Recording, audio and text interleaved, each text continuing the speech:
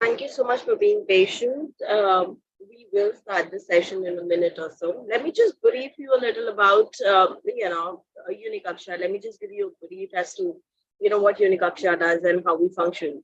So, Unikaksha basically is an upskilling platform that helps you, upskill or master skills as per the current industry standards and build your career in IT. So we help candidates from IT and non-IT sector to groom themselves, get their skilling done, and then help them with a pathway to get a job as well. All right, so this is how we function. We are an upskilling platform, and today the topic that we have for the Guru class is mastering linked list. That is an in-depth exploration of data structures. All right, so we will start with the topic. We have one of our experienced mentor, Karan, who will take up the topic today. So Karan, over to you.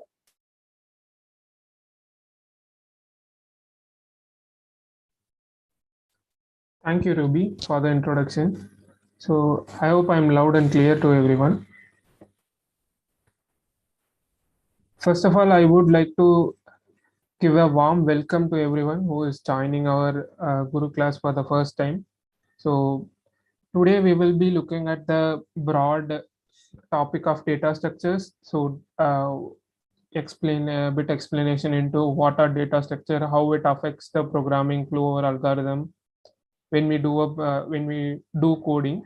So, and also an in-depth analysis of linked list as well. So what are the different types of linked list, where are they being used, what are some alternations that we can do to linked list, how we can implement them with better understanding. So that's what we are going to do today. So first of all, I would like to start with data. So we say data structures, right? So which means we are structuring data. So first of all, to know about data structures, we must know about data in the first place. So data are basically a collection of raw facts. So what are facts? So anything that gives you an information or a data or a fact related to something is called as a data, right? So basically, if you are explaining this car is red, that is an information. That is an information that build upon data. So red is the data, car is the data. So we are linking both the data into one information to build an information. So in the essence, what we can tell is data are basically raw facts. So red, blue. So these are colors which are just facts. In the essence, like in itself, like separately, though they don't mean anything. They don't point to any certain thing, right? So they don't explain anything. There are no explanations in data. Whereas when you start with structuring them, when you construct them into trees or maps, then you can better understand them and then better put use of them. So just having a data saying that this is red, that means nothing. But when you put into a structure, let's just say when we are explaining about a car, when we are explaining that this car is red in color, this has 6-cylinder engine, this has a dual clutch gearbox. When we add those data, when we construct those information into a structure, we are giving out some information. So we are giving out some insight into the product. So that's one way of using data and data structuring. So that's the main application of any data in computer programming, to better use the data we have, the data we collect, okay, and then construct them in such manner that we can program them, okay, to do certain tasks. So that's data structures for you. So, so what is data structure in computer programming then? So in computer science, data structure means organizing, not only organizing the data, but also managing it. Because in computer programming, we have storage, right? We have storage, manipulation, and then processing. So we have to store the data somewhere in some manner that it is not going to be corrupted, or it will be easily manipulated. So we want to manipulate the data. We just don't want to have the raw data, right? So we want to manipulate it. We want to program it. That's why we are using data structure. So each data structure has a has a has a set of instruction or a set of rules that it needs to follow. So using those rules, we can structure the data into a better user defined form, or we can use it in different manners, right? So for example, when we are talking about a student, just storing their names and their email id doesn't produce anything, but storing them in a linear format make shows that, for example, storing the name of the students in a linear format, now we can arrange them based on their alphabets, based on the alphabets, or when we store the height data of the students, we can arrange them in ascending order or descending order of their heights, and then their grades. So we can arrange them, we can filter them, so we can do processing. Basically what we are doing, processing on them. So that's the major use case of data structure. Any data structure should allow us to perform processing on the data that we have already stored, okay, and to add new data to the structure as well. So that's the main purpose of any data structure that we might use. All right, so then what is the purpose of using a data structure? We saw some use cases of the data structure, but what is the purpose of using data structure? Can't we use, can't we manipulate anything? Can't we process anything without a data structure? Yes, we can. So why do we need to use data structure then? So the thing is that data structure gives us a, as I said, an set of rules or a set of instruction how to organize them, so how to process them. So the retrieving and storing part becomes a standard procedure. So when we standardize the most used procedures, basically when we are storing and retrieving, it's going to be our most used procedures, right? So storing the data and retrieving data is the most used procedures that we are most performed procedures that is going to happen. So when we are standardizing those things, it means there are less importance given to them. So the lesser the importance in storing, retrieving, or manipulating certain things, we can use the workforce, or we can use the processing power to the actual processing part. So data structure helps us in that regard. It helps us do more processing, do more organizing stuff on the data that we are storing. So in an essence, data structure allows us to perform more of processing than more of manipulation, okay. And also we can uh, define certain rules. So if something has to be stored at the last, if something has to be at the bottom of our pecking order, or the list of uh, the list, it has to be at the last, right? So those importance that we are giving to each and every data, the list of importance or pecking order, whatever you might want to call it, data structure helps us defining that, okay. It's a defining work of a data structure. All right, so learning all these things about a data structure, which helps us manipulate very easily, to process more, and also to effectively perform the processing. So what's the must use, like, is it must be used? Do data structure must be used in a programming, or can we do a program without a data structure? Yes, you can. But in order to be effectively program, in order to design an effective program, we must use data structures. As I said, the reusability and the efficiency is the very core idea of a data structure.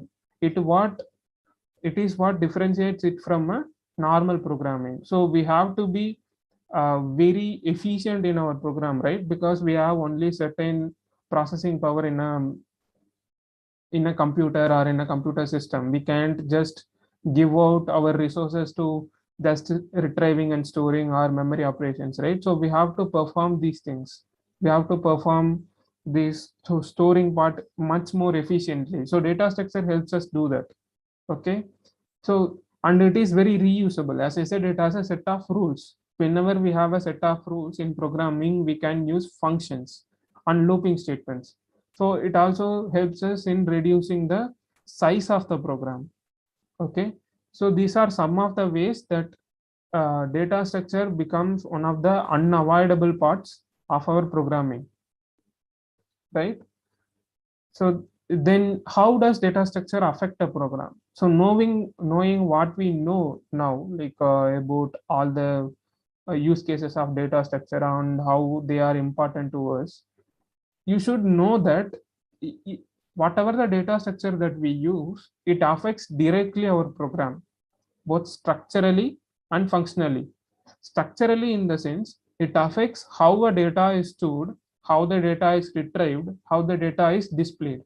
So all these fundamental things of programming get affected by data structures. Okay. So in the sense, when you are choosing an algorithm that you are going to perform on a data, you are also choosing the data structure for that particular set of data. So you cannot choose a different algorithm that doesn't support the data structure that we are using. So if a data structure is not doesn't support an algorithm, we cannot effectively do the program, right? So there are certain data structure that can only be used in certain algorithms, and there are certain algorithms that can only be used using certain data structures. So it doesn't go both ways. So we cannot choose pick and choose a data structure and expect it to work in both algorithms or several algorithms. One of the main examples is what we call as round robin. So round robin is basically an allocation algorithm. So it allocates size or memory to certain programs or to certain spaces basically. Okay. So it uses stack. So stack is one of the data structure. We will discuss about this later. So basically what I'm trying to explain you is that, so if you are trying to arrange a list of students, it should be in a list. They should not be in a circular manner, right? A list has to be very linear. It should be a single line, right? It should not be. It should not be like they should be in a circle. They should be in an ellipse or a rectangular form. So that's what data structure are. It defines that line, how that line should function. Where should you add the students, at the end or at the front? Okay. Where should you remove the students? Can you randomly remove the students from the middle of the line, or should you remove only at the beginning of the line? So these are what data structures are. If you consider our students as data, the line is the structure where we are arranging the students, where we are arranging the data. Okay. So in an essence, when you are using a single data structure, you are also confining yourself, but also you are more effective as well. So it goes both ways. How do you want to look at it? Now, so as I said, each said data structure has its own rules and syntax, but it also affects the algorithmic behavior and vice versa. That's all right, but does a syntax becomes ever flexible? Does a syntax should be a flexible thing? It should, whether it should be constrained or it should be flexible. So on that note, when we are saying a line, right? A line, let us consider a line as a data structure, or let us say queue. If a queue is a data structure, so when we are defining the queue, it's on your own definition, right? So we are creating your own data structure. So let us call the line, right? In that line, should you make a syntax for the line, you should ensure that you make three basic rules. Where's the insertion happening, where's the deletion happening, and also how the insertion and deletion is being performed, whether they can be performed simultaneously, or should the insertion happen first or the deletion happen first. So these are the three important syntax or the rules of any data structure. So for example, in this imaginary line that we are drawing, let us say we are adding the students at the back. Okay, we keep on adding students at the back and removing from the front. So using this model, since there are two ends and the insertion and deletion is happening at two different ends, we can perform both deletion and insertion at the same time. At any moment, you can do insertion and deletion without affecting the other. So this ensures that the process of adding and removing and also the processing itself becomes much faster and also much more efficient, since it is happening at the two different ends and not on a single end. It means the criteria for entering the line and the criteria for removing someone from the line, removing a student from the line, becomes independent of each other. So these are the main applications of a data structure, right? And then you can now design an algorithm, or you can pick an algorithm that follows this procedure, right, of insertion and deletion, and you can implement this line data structure into the algorithm. So if you are performing an addition algorithm, you can use this line to add add at the back and then subtract in the front. So these are one of the most common use cases for any data structure. Then what are the classifications of data structure? So there has to be some classification, right? So if there are many data structure, as we discussed, how we are classifying it? So we are classifying it in two types. One is primitive data structures, the other is non-primitive data structures. Primitive data structures are nothing but the data structures that are already existing in a programming language. So as we discussed about algorithm, whenever you are choosing a programming language or a computer language, you are also choosing that kind of data structures that you can access. So for example, in C, we have integers, float, and a character. These are inbuilt primitive data structures or data types into the programming language. So primitive data structures are nothing but the data structures or data types that are already inbuilt into the programming language. So their definitions and they are already been defined. So it is by default, there is a set of rules to it. Okay. So one of those examples, so some of the examples are float, character, boolean, right? So let us say, let us take integer, the last primitive data structure. So integers are what are the, what is the definition for integer? Integers are whole natural numbers. Integers are positive and negative natural numbers. So an integer doesn't have any decimal places. It cannot be fractional. An integer has to be a whole number, right? So those are the rules for an integer.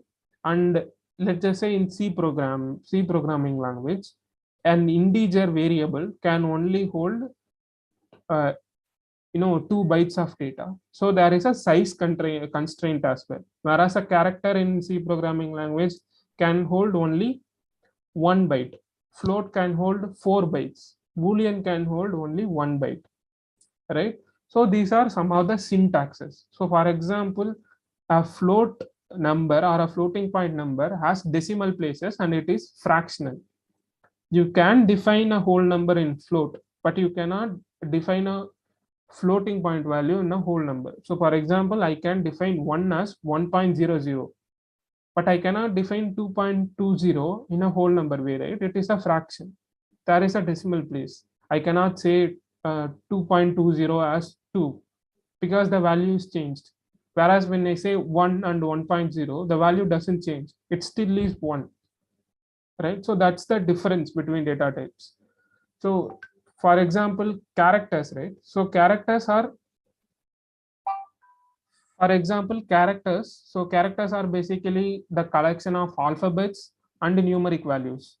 So characters may include the lowercase alphabets, uppercase alphabets, symbols, and all the numeric values. So 0 to 9.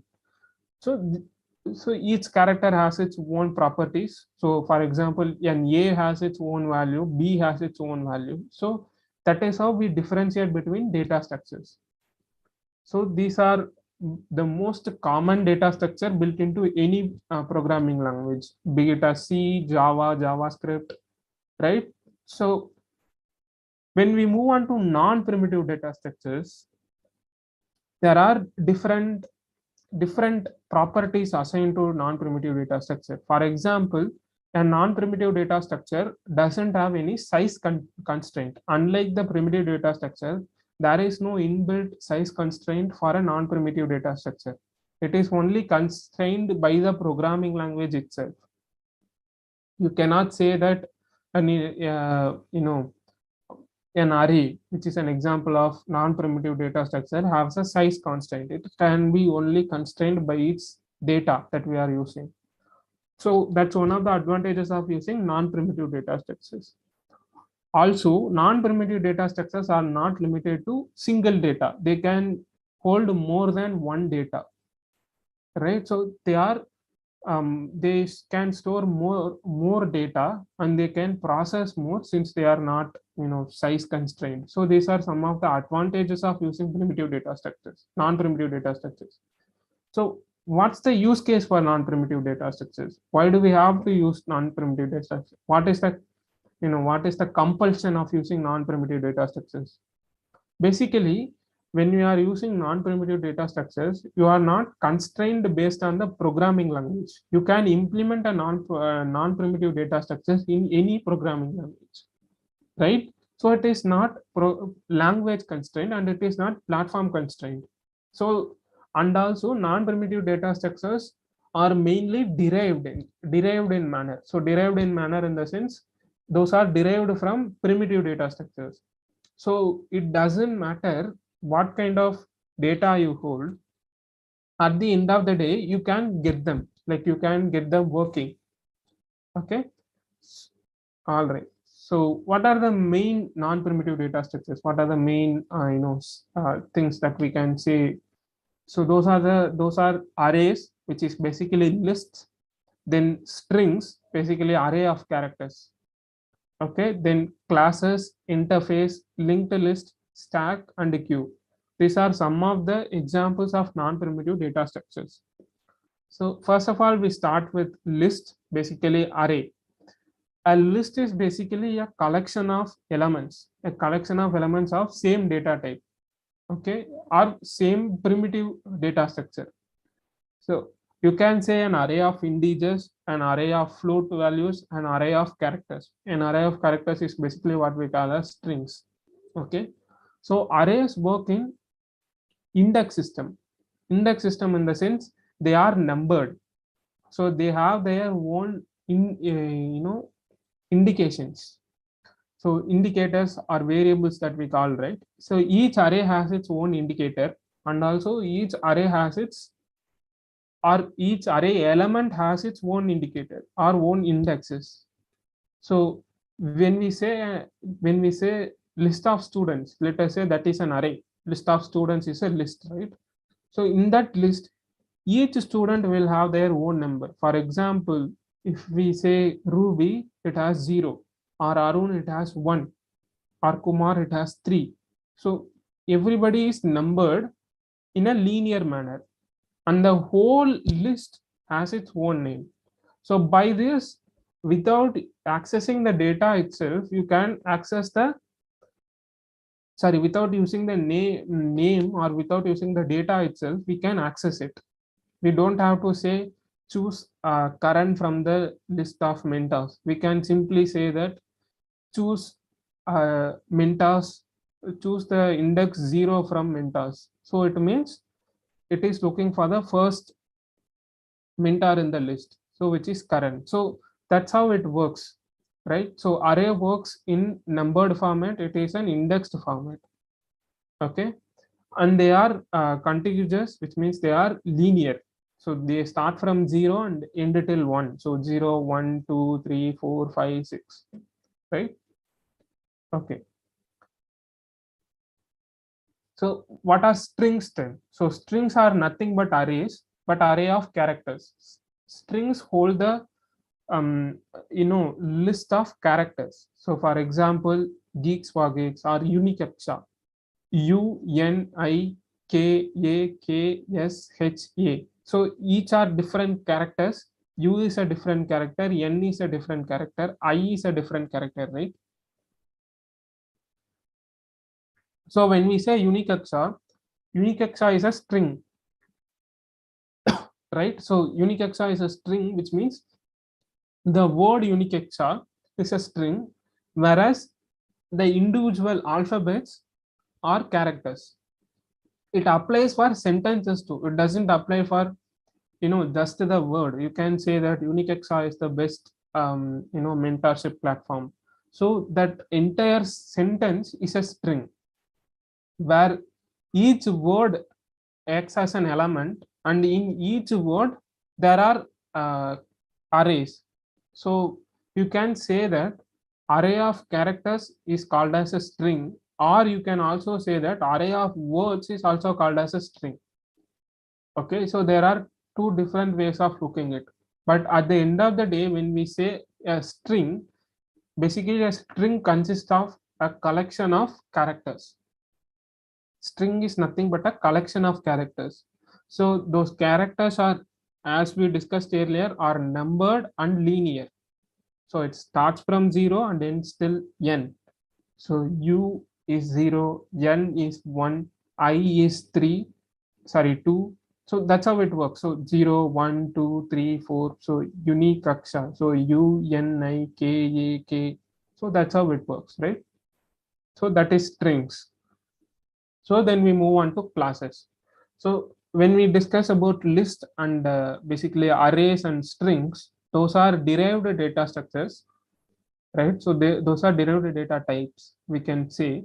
So when we discuss about classes also derived, but classes consist of two different things, what we call as properties and methods. Yeah, basically classes can hold data, and also they can process data as well. So that processing the part is what we call as methods.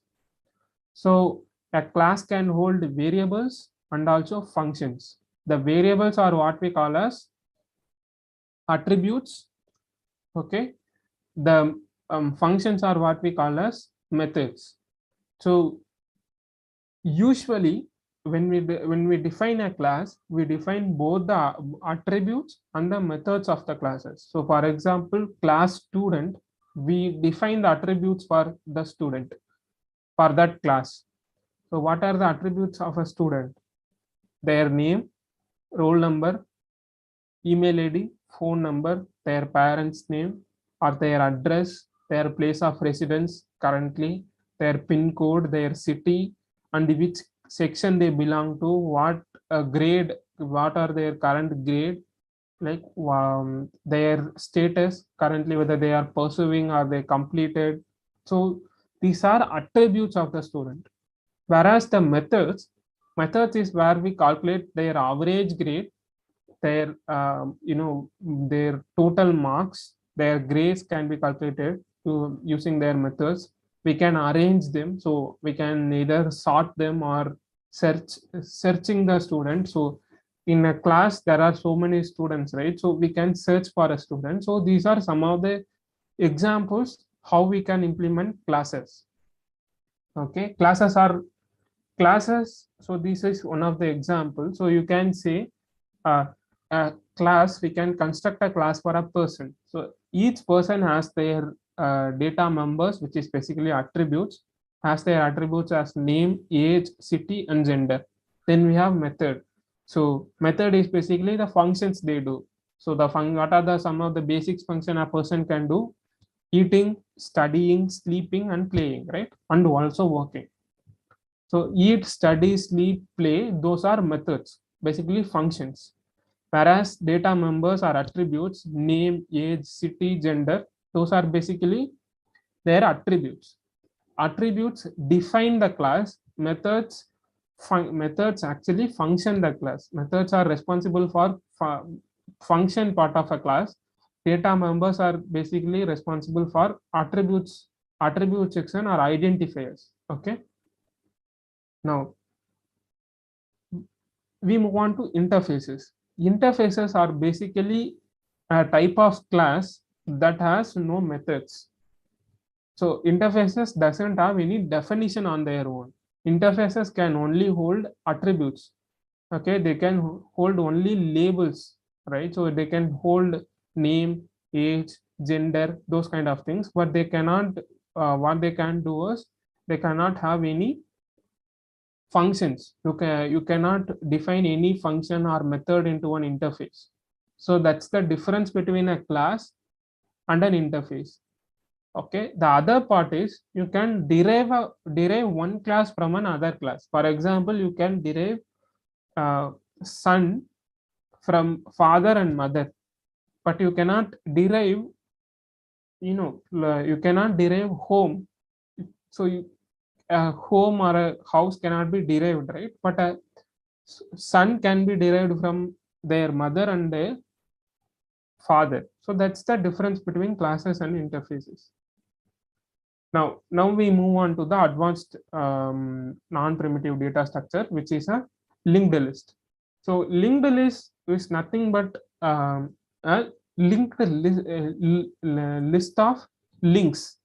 So you have a list, right? So you have a list of data which are numbered, so which are linear in a manner.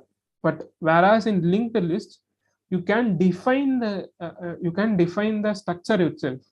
Like you can define what's the next one. Whereas in a list, you cannot determine, right? If you have 4 data inside a list, when you add a data, it will be added as the 5th one and it will be added as the last one. You cannot define it into the second data. So all right, I have 4 data now.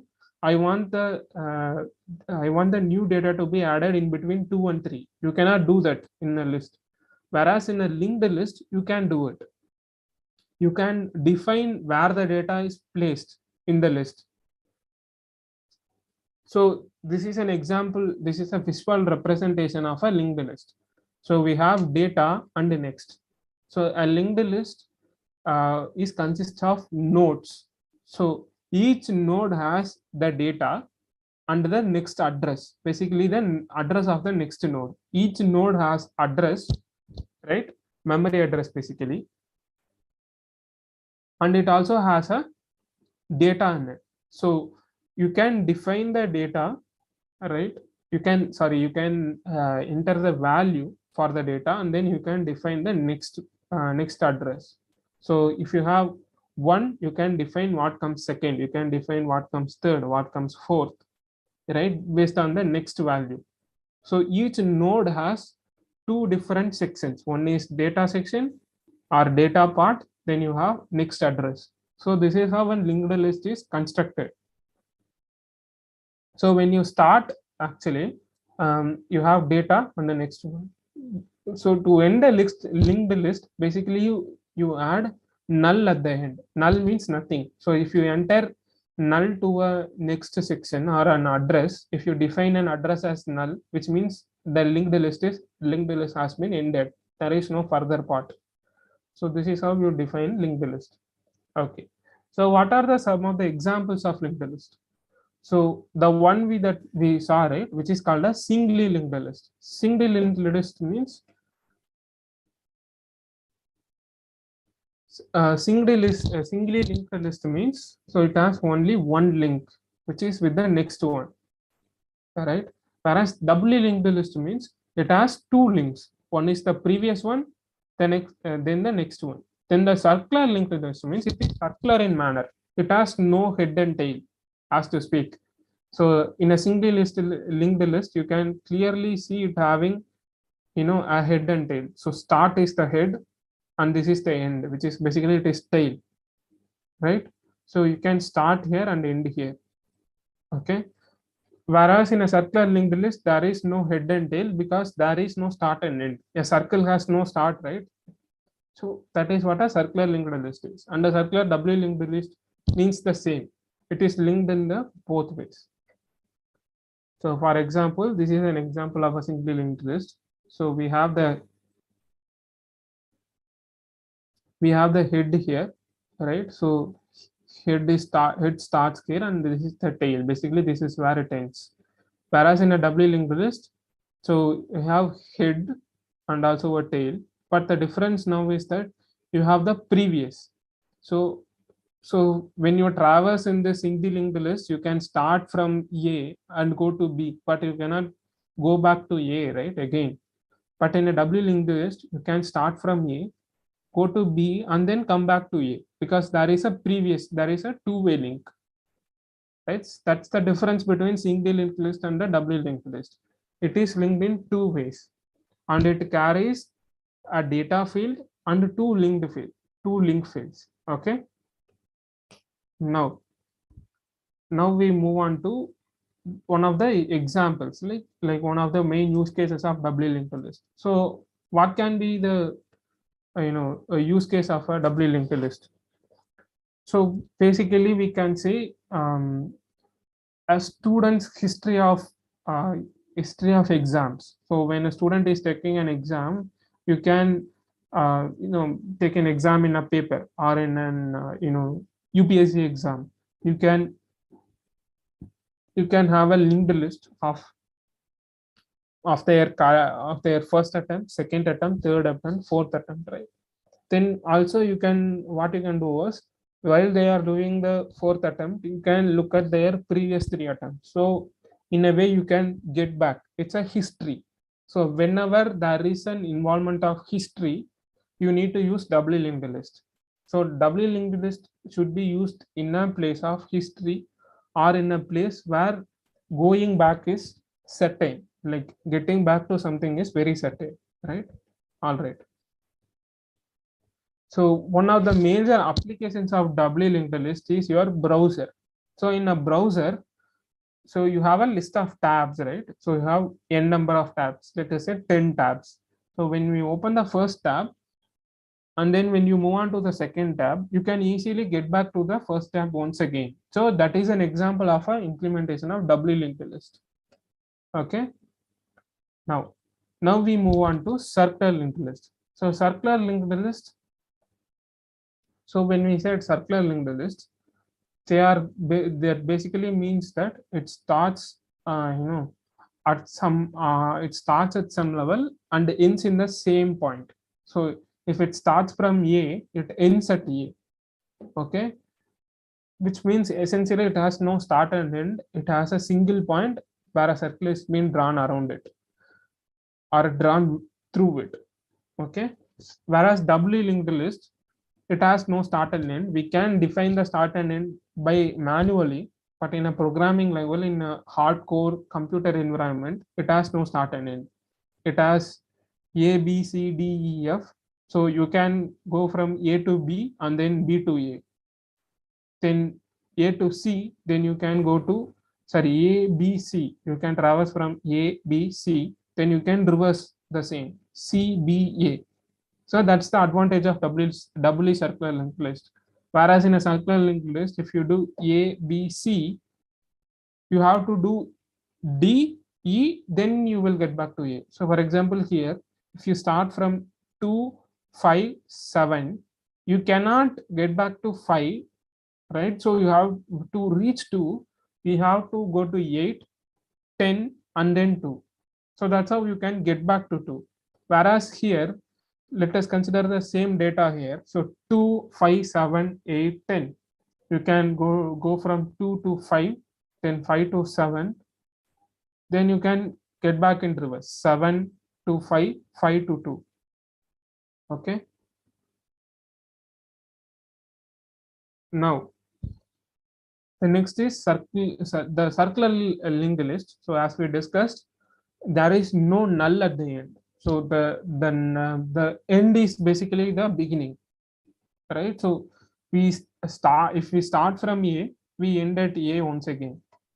So what we do is we basically end up doing a full blown ellipse or a circle, however you want to call it. So the first node is the end node. Okay, so that's the advantage of using circular linked list. So where the circular linked list comes into play, like what's the advantage of using circular linked list? So circular linked list can be used in an environment where, as I said, there is no end means. Like when you want to define, define a prayer circle. So if you are arranging a number, n number of people in for a prayer circle, circular linked list is needed there, right? So that's how you define certain things. So for example, when you are defining a human chain, there doubly linked list needs to be added because it's a line, it's a linear data, so that's not a circular data. So for there you have to use doubly linked list. So these are some of the real world examples. Okay, so one of which, as I shared earlier, round robin can be implemented using circular linked list as well. But one of the major implementation of circular linked list is multiplayer games. So when you are in a multiplayer game, you are in a team environment, right? You are collaborating with other people. So when you are doing the collaboration, so if there are 20 people in your team, you want to get back, you want to reach every single player, you want to reach in reverse order, in forwards order, you have to do both. So in that manner you can use circular linked list and circular doubly linked list. Basically a loop. So when you are communicating, the data needs to be processed to each and every people. So when a person A is speaking, the other 19 people needs to know what the person is speaking. Okay. All right. Now we move on to stack. So stack is a data structure where it has only one end. It has no two ends. It is a single ended data type. So you are performing insertion and deletion in a single end. So in a stack we call it as push and pop. So this is a visual representation of a stack. So let us consider a jar. Okay, a jar or a beaker. So or a glass for that matter. So when you pour water into it, okay, you are pouring water into the same end where you will be dispersing it. So the dispersion and pouring, the both the operation happens at the single end, right? So that is what, if a data structure is being defined like that, it is called as stack. Okay. So the process of adding data to the stack is called as push. Basically, you are pushing the data into the stack, right? When you are removing the data, you are popping it, you are removing it. So that's the logic of pushing and pop. Okay, so since there is only one end, okay, all the other ends are sealed. Basically, in a single ended data type, you have something which is basically a stack. In a stack you have something called top. A top is what defines where the stack, where the current head is, where the current insertion or the next deletion has to be performed. Okay, so our top defines where you need to add and where you need to remove, where you need to push and where you need to pop.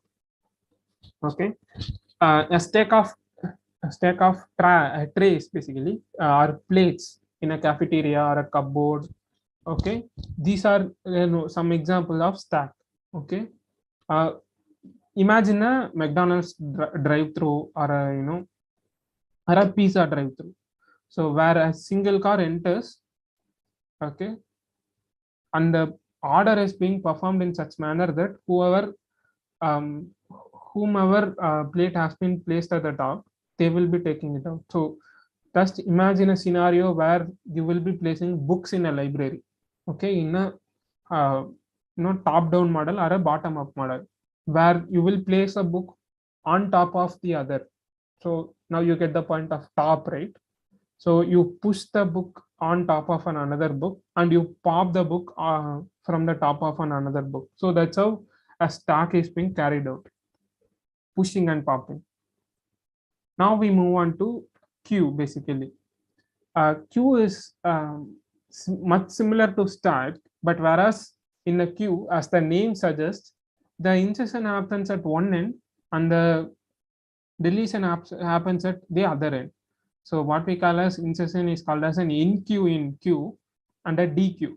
NQ happens maybe at the back, then the deletion happens at the front. If the insertion happens at the front, then the deletion happens at the back. You can define where it happens. This is a visual representation of an enqueue.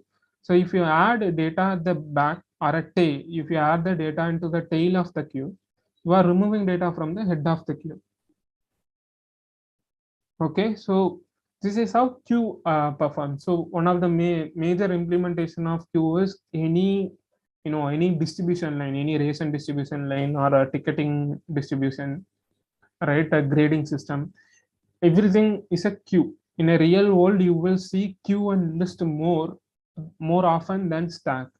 But in a computer environment where the resources are limited, where you have only one resource per type. So where you have RAM is a single entity, right? ROM is a single entity. Basically, RAM, ROM, random access memory, read only memory. These are single entities. So a stack is warranted there. So whereas in a multiple entity or let's just say CPU, let us consider our CPU where the processing cores are, there are so many processing cores. So we can queue the command lines to the CPU. So we can queue certain number of instruction to the CPU such that it will keep on processing even though we are adding at the back. We are adding instructions at the back and the CPU is performing instruction at the front. Basically, it is removing.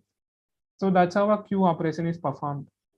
So these are some of the examples. So ticketing line and escalator are a wash. Okay. Are there any so if you have like any questions that you have for me, you can use the Q&A feature in the webinar, right? And you can ask me questions.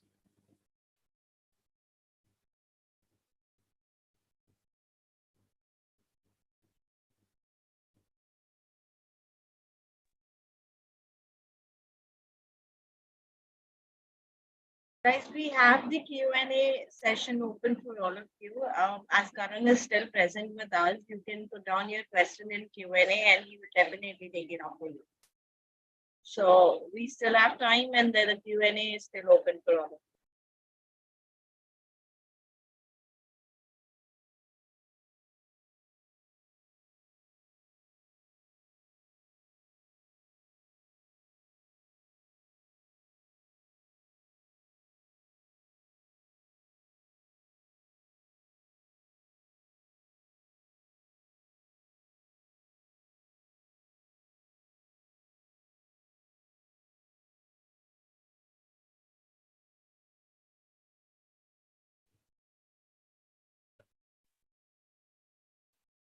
Guys, before we move on to Q&A session, we have a quick poll that is coming up for all of you.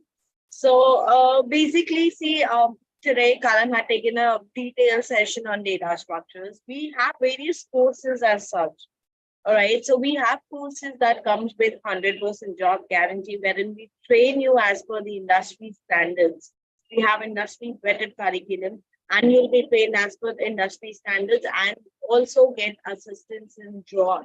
We train you on placement aspects as well. We prepare you for interview, all right, and then we get you a job as well. So we have various courses with Unikaksha. If you wish to know more about this course, the courses that we are launching a poll right now. Just key in your answer. And if you are interested to know more about this, our programs, then definitely me or somebody from our team, an academic counselor, will definitely contact you and brief you and counsel you as per your profile. So the poll is coming up on your screen in just a few seconds. All right, so here you go. Do you want to know more about our programs? If you're interested to have a detailed counseling session with us, key in a yes and somebody from the team will call you.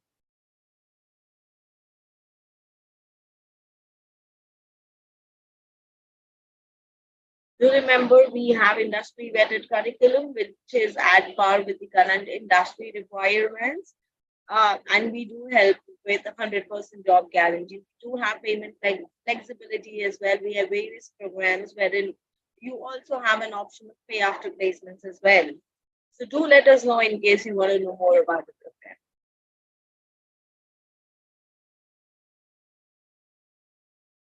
Poll is just gonna end in 2 seconds. Would want to see how many of us would want to know more about the session.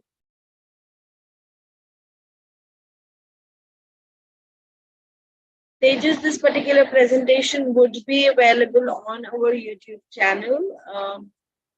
I'm just pasting the link. You can have a look there, and probably you can just have a look through on the YouTube channel for this particular video class. The poll is getting over. Kindly let us know if you're interested to know more about your programs.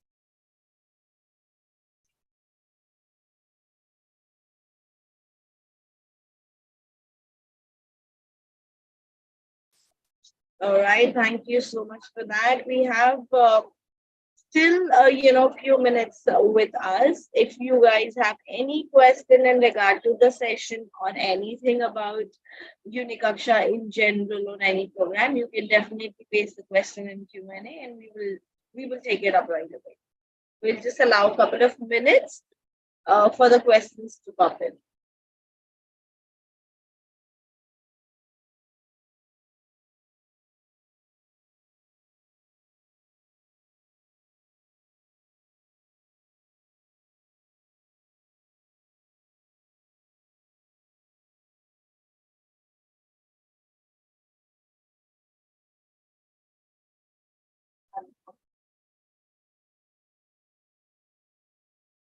So, Karan, I think this question is for you. We have a question in the chat.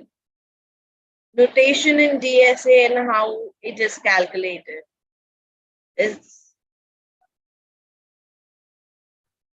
So notation in DSA means like it helps us, grade or stack up what an algorithm is. So there are many notations such as big O notation and such things. So basically, it basically defines how complicated an algorithm is and how easy an algorithm is to run. So for example, if you say big O notation, it has certain principles. So it not only includes the data storing and retrieving part, it also includes the how it is being processed. It doesn't comes under data structures, but it comes under algorithm. So we might have different algorithms for, let us say, searching something in a list. So we have binary search and linear search. So what is that? How do you differentiate between binary search and linear search? That is what we call as the notation. That notation helps us understand or helps us classify those things. Okay, so the same goes for all the other programming languages as well.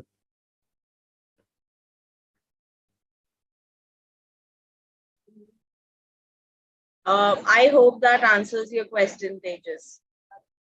Great. Well, any more questions? Or we shall move towards the end of the session.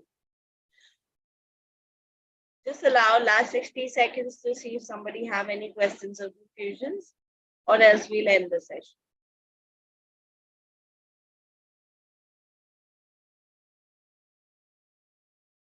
It seems the session was quite informative, and it was very clear, so you people don't have questions. We're glad that you people like the session.